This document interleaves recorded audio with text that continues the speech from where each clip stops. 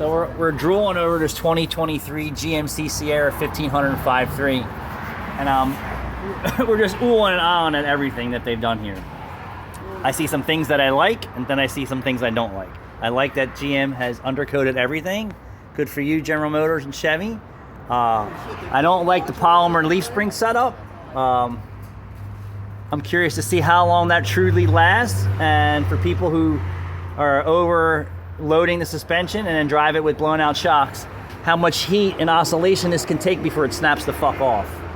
But also check out this alien technology in the exhaust. I am calling this some type of baffled system here.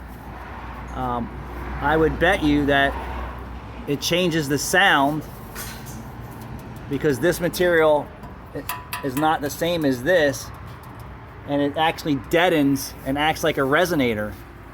This is the shiznit.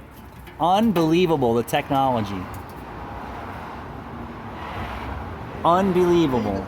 So they put a softer material in here than the pipe, and as the exhaust comes through, it absorbs and dampens the exhaust pulses and changes the sound. They even undercoated the fucking gas tank straps. That's because the gas tank straps rot out on these, the fuel pump rots out on them, the frames all rot out on them. Yeah. And Chevy and GMC stepped up and said, hey, we're gonna do something about it. So they gave you more technology, and then they added some garbage, in my opinion, but we'll see how long this lasts. I'm curious to know. I bought an Explorer Sport in 2000.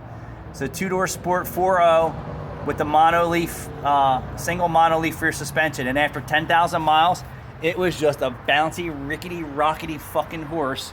And I took it back, and it would change lanes by itself, and they wouldn't do anything about it. It was leased. And finally, at 20,000 miles, I got the service manager in it. We went for a ride. They actually sent it out and had actual leaf springs put in it to make the rear suspension safe. And then I had a lady when I worked in the Northeast come in with one snapped in half, but she was driving around with a blown out shock for so long that it snapped the leaf spring in half, which was just polymer back then. I think it was a fiberglass leaf spring. This is either fiberglass or pure polymer. It's got to be fiberglass, but it sounds polymer. Yeah, it sounds like a plastic almost. Well, I looked at the end too, and it looks